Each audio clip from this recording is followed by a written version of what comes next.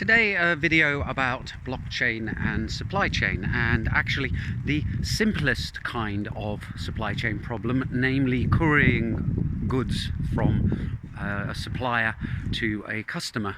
And the reason why I am tackling this topic today is because I had a bit of a run-in with FedEx over a piece of electrical equipment that I ordered in the United States, and that is to be shipped over to me here in Finland. So the problem I had is that when goods arrive from outside the EU to Finland, they have to be customs cleared, and you have to pay not income tax, value-added tax. And FedEx offered to do this for a small fee.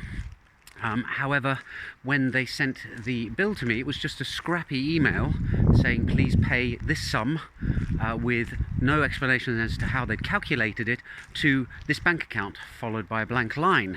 So my initial thought was, hang on a minute, is this actually FedEx I'm dealing with, or is it some kind of scam that's being pulled here? So I inquired further, and then they sent another scrappy email, this time with the bank account number, and I went and checked online and found evidence that indeed that is FedEx's bank account. However, the values that they calculated didn't match with the ones that I'd calculated myself, because I was starting to feel that there's something incompetent going on here.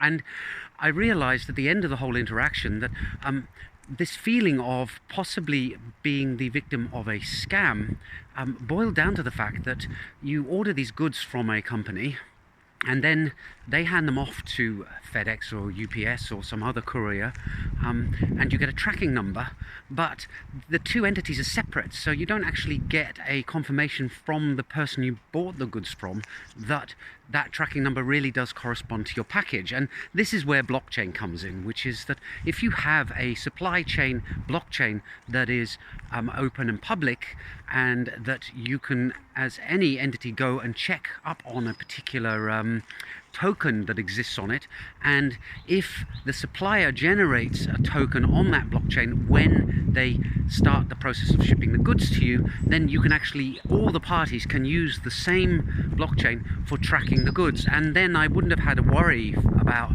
FedEx not actually being who they said they were, i.e. being a scam, because the supplier would pass ownership of the token on to the courier company at the same time as they passed over the physical goods. So now you have a digital twin to the goods traveling alongside, well, not alongside, but traveling with the parcel as it changes ownership. And then as the parcel's delivered to me, FedEx can actually hand ownership of the token over to me, and then you have on the blockchain evidence that the whole transaction has actually taken place. So it would add a bit more transparency and security.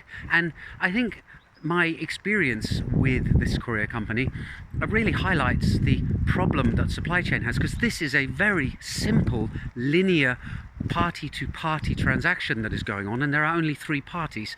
Now imagine what it's like when you have multiple suppliers supplying raw goods that are being shipped and recombined to make more goods, which are then shipped on to other parties, and you have a whole web or network of these kind of things going on. If a courier company finds it hard enough to properly track and calculate the costs associated with just one parcel going from Texas to central Finland, imagine what the problem must be like if you are looking at multiple transactions.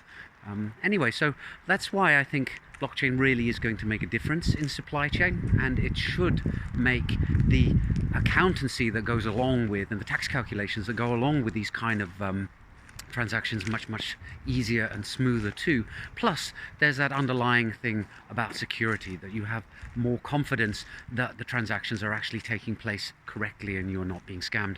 Hope you found that interesting. See you in the next video soon. Bye for now.